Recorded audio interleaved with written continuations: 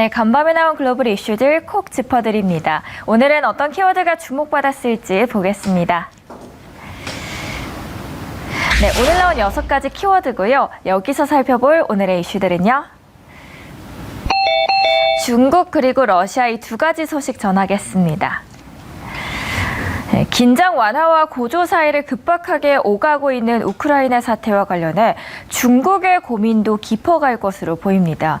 표면적으로 중국은 러시아의 침공 임박설을 가짜뉴스로 깎아내리면서 미국과 나토의 양보를 촉구하고 있죠.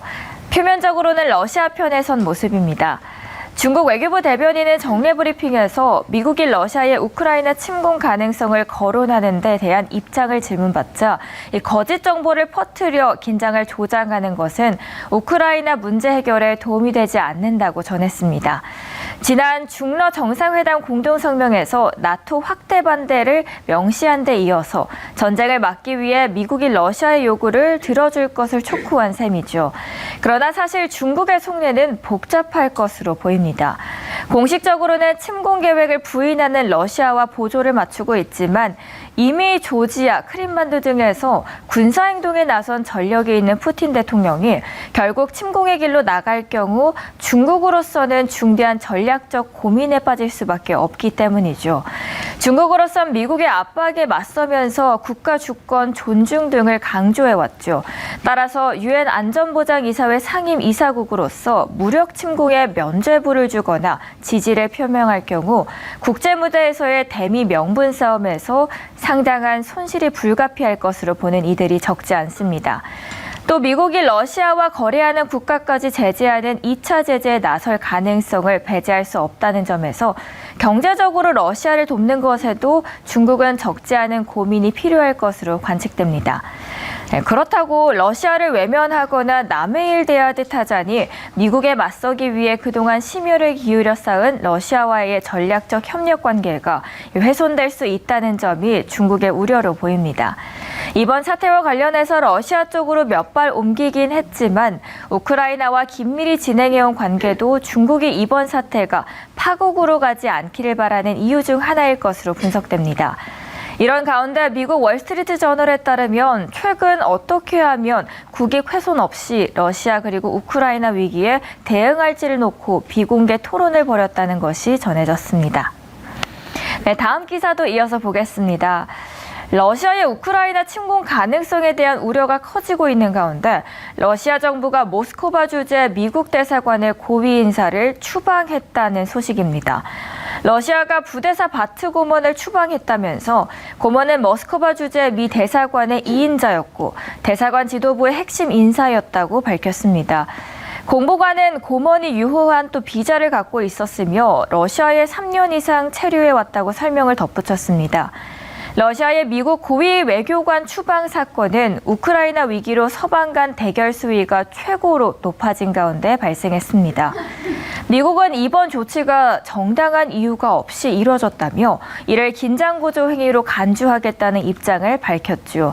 여기에 미국 국무부 대변인은 러시아의 추방 조치에 대해서 러시아의 행위는 정당성이 없고 우리는 이를 긴장고조 조치로 간주하며 대응을 고려하고 있다고 밝혔습니다. 이어서 백악관도 러시아의 행동은 정당한 이유 없이 이뤄졌다는 입장을 재확인시켰습니다. 반면 러시아 외무부는 워싱턴 주재 러시아 대사관의 공사 참사를 근거 없이 추방한 데 대한 대응이라고 설명을 했습니다. 러시아는 미국의 국무부는 후임이 도착할 때까지 이 공사 참사의 체류 기간을 연장해달라는 러시아 측의 요청도 보란듯이 무시했다면서 이를 통해 그렇지 않아도 심각한 수준에 있는 러시아 대사관의 인력 부족이 더 심화시켰다고 비난했습니다. 국내 증시도 출렁이게 하는 러시아, 우크라이나 간 충돌 우려가 다시 또 깊어지는 분위기입니다.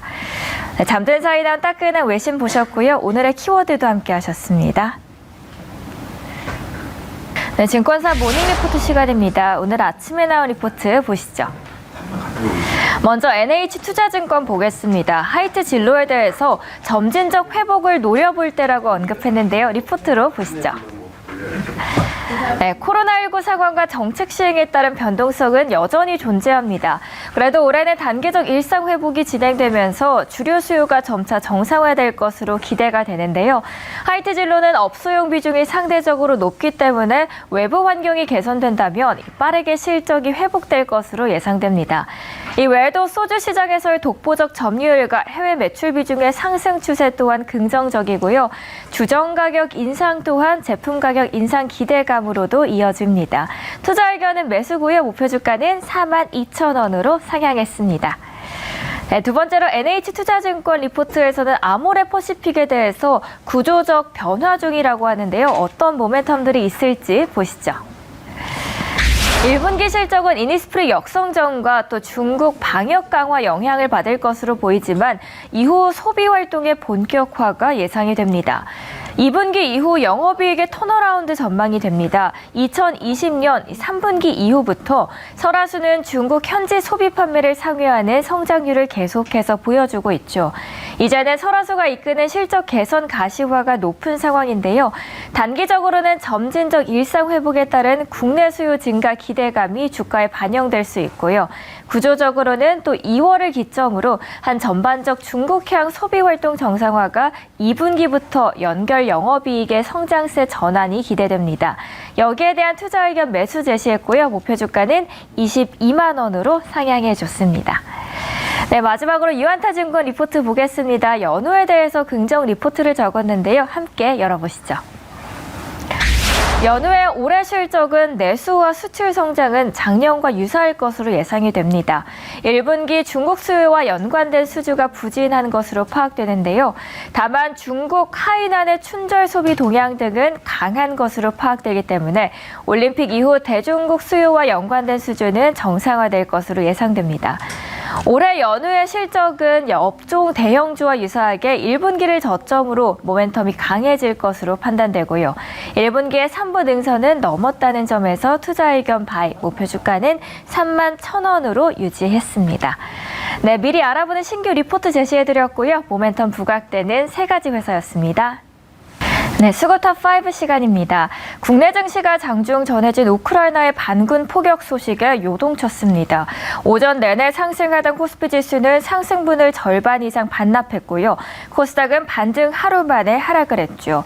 그러면서 외국인과 기관의 동반 매수 속에서도 개인은 1조 원을 내다 팔았습니다.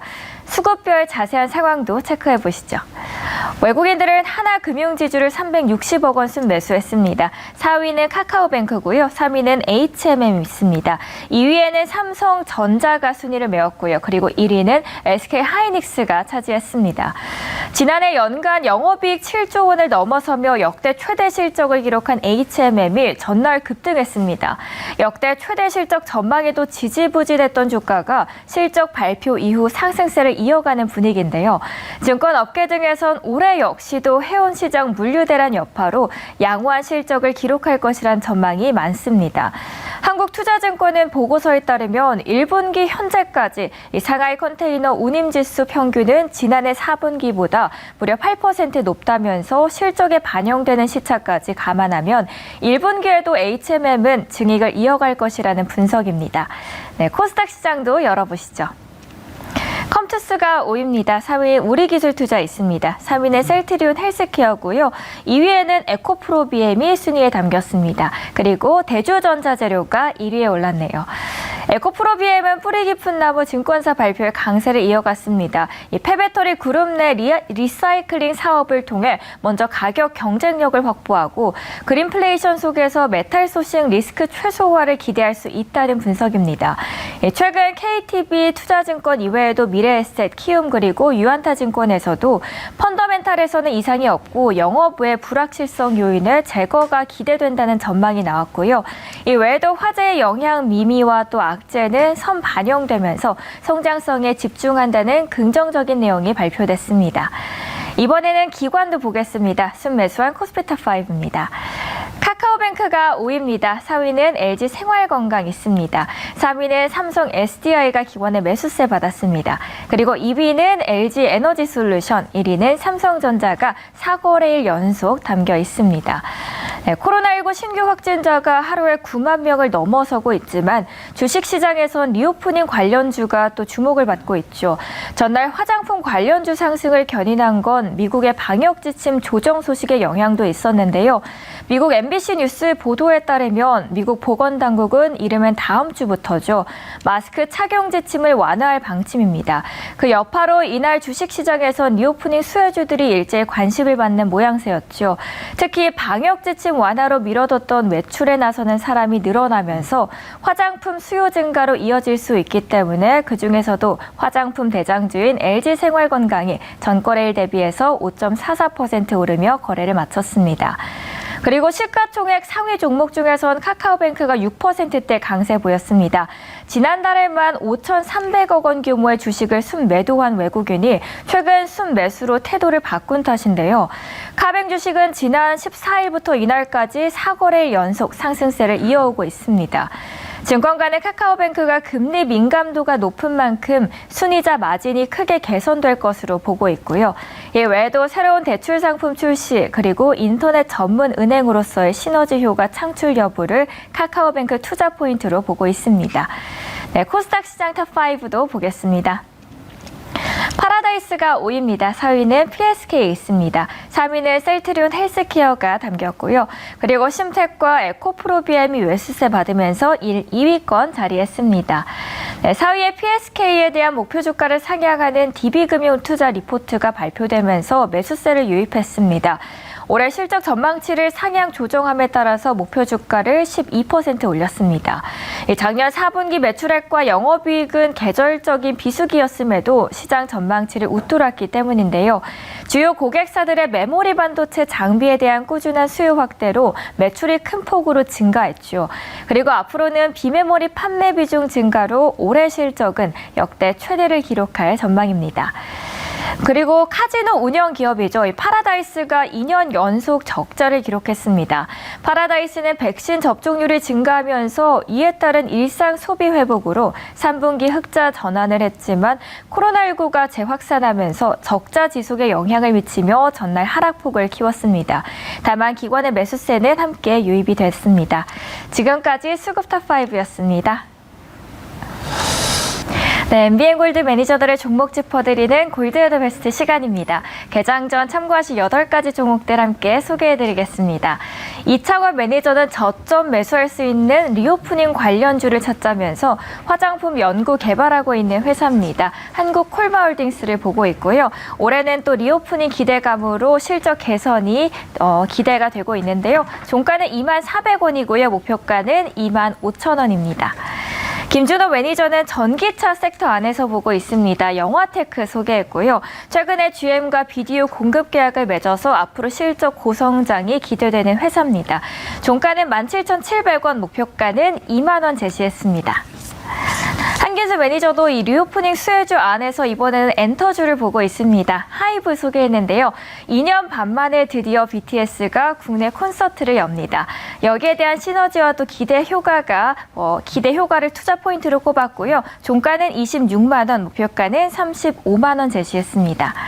최한동 매니저는 원자력 발전기기 회사입니다. 일진파워 소개했습니다. 원전 개별주 중에서도 가장 빠르게 성장할 수 있는 기업으로 꼽았는데요. 종가는 15,600원이고요. 목표가는 18,000원 제시했습니다.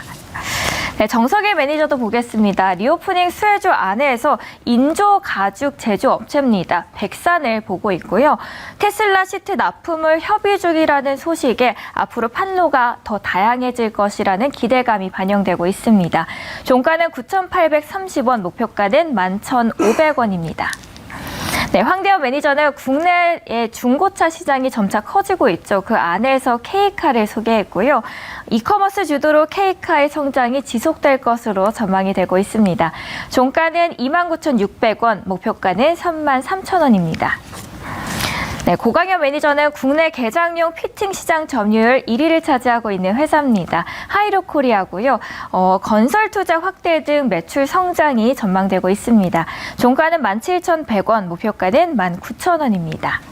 마지막으로 신광섭 매니저는 종합 건축자재 사업을 하고 있는 회사입니다. 이건 홀딩스 소개했고요. 목재 그리고 PVC 가격 상승에 따른 수혜가 예상되고 있습니다. 종가는 4,560원, 목표가는 5,300원 제시했습니다. 네, 오늘도 이렇게 8가지 회사들 소개해드렸고요. 지금까지 골드웨더베스트였습니다. 네, 안녕하세요. 히든카드 시간입니다. 그리고 옆에 박준남 매니저 함께하고 있습니다. 매니저님 안녕하세요. 네, 안녕하세요. 네, 요즘 또 지정학적 리스크가 국내 증시를 뒤흔들어주고 있습니다. 그러면서 개파락이 불가피했는데요. 그 안에서 또 히든카드 종목들은 꿋꿋이 버텨줬습니다. 먼저 철강주 안에서 대한제강을 소개해 주셨는데 저희 2자릿수 수익을 달성했습니다. 차트 보면서 저희 리뷰 한번 부탁드릴게요. 네, 대한제강 한번 좀 보도록 하겠습니다. 1파에서 수익을 잘 챙겼고요. 자, 조정 한번 줘야 되겠죠? 가겠습니다. 네, 그리고 요즘 매니저님 말씀해 주시는 종목들이 바로바로 수익이 나고 있습니다. 네. 어제 국내 증시에서 우크라이나 소식이 전해지면서 하락을 면치 못했었는데 그 안에서 노르페인트는 하루 만에 수익을 달성했죠. 예, 노르입니다. 노르입니다. 예, 고라니도 아니고 노르입니다. 인플레이션이 탄탄한 종목들이 잘 가고 있는데 또 매니저님이 오늘은 어떤 종목들을 준비해 주셨을지 기대가 됩니다. 오늘의 첫 번째 히든 카드부터 만나보시죠. 네, 오늘은 어제도 그러고 오늘도 그렇고 지금 뭐 클리오 화장품이 지금 주도지인 것 같아요, 시장에. 네. 리오프닝. 그래서 네. 오늘 리오프닝을 2개를 준비했는데 첫 번째는 리오프닝 해상운송입니다. 물류 대란이 이어지면서 또 주목을 받는 게 또 해운 쪽이죠. 네. 해운이면 제가 말씀드렸지만 대한항공. 네. 예, 대한항공이면 뭐 승객만 태우는 거지만 화물. 예, 작은 비행기는 화물을 태우기 힘들거든요. 맞아요. 위험합니다. 네. 그래서 대한항공이 매출이 영업이익 1조 5천억이나 나왔었잖아요. 싹쓸이 해가지고. 그래서 이쪽 같은 경우 이 기업이 해상운송에 관련된 매출을 하고 있다. 상당 많은 부분 차지하고 있더라고요. 그래서 숨은 종목인데 한번 좀 들고 나와 봤습니다. 네, 그럼 수익을 싹쓸이 해줄 수 있는 오늘의 첫 번째 기업부터 공개를 해보도록 하겠습니다. 예, 많이들 이 회사를 폐기물 업체로 알고 있을 거예요. 근데 저도 전자공시에 들어봤는데 이게 해상운송의 매출이 더 크더라고요. 예, 저도 알았는데 바로 종목명은 호남의 폐기물 1위 업체 바로 YN텍입니다. 이 기업 같은 경우에 말씀해 주신 것처럼 폐기물 그리고 골프장 사업도 하고 있는 걸로 알고 있는데 네. 요즘 또 잘 가고 있는 리오프닝과도 연관이 있다면 더욱더 기대가 됩니다. 저희 현재가부터 확인하고요. 투자 포인트 만나보시겠습니다. YN텍 현재 1.14% 상승하고 있습니다. 13,350원 선에서 거래되는데요. 투자 포인트 말씀해 주시죠. 네, 코로나 속에서도 단단한 화장품주 안에서 또 용기를 만들고 있는 회사를 소개해 주셨습니다. 요즘은 또 변동성이 큰 장세가 이어지고 있는 만큼 가격 전략도 더 중요할 것 같아요. 네, 가격 전략이 중요하죠. 지금 이런 종목, 이 종목은 지금 현재 클리오 대비해서 한 50% 정도 올라가야 되는데 크게 지금 상승이 없는 부분이에요. 그래서 좀 보시면 될 것 같고 클리오 같은 경우는 지금 한 60%에서 70% 정도 나왔으니까 좀 부담이 된다고 네, 좀 봐야 맞아요. 되겠죠. 그래서 펌텍코리아를 제가 선택을 했습니다. 목표가는요 25,000원 제시하도록 하겠고요. 좀 높게 잡았습니다. 너무나 좋으니까 손절가는 17,000원 제가 제시하도록 하겠습니다. 네, 화장품주 안에서 또 주목하면 좋을 펌텍코리아를 소개해드렸습니다. 오늘 이렇게 두 종목 만나보셨고요. 매니저님 오늘 말씀 고맙습니다. 네, 감사합니다. 감사합니다.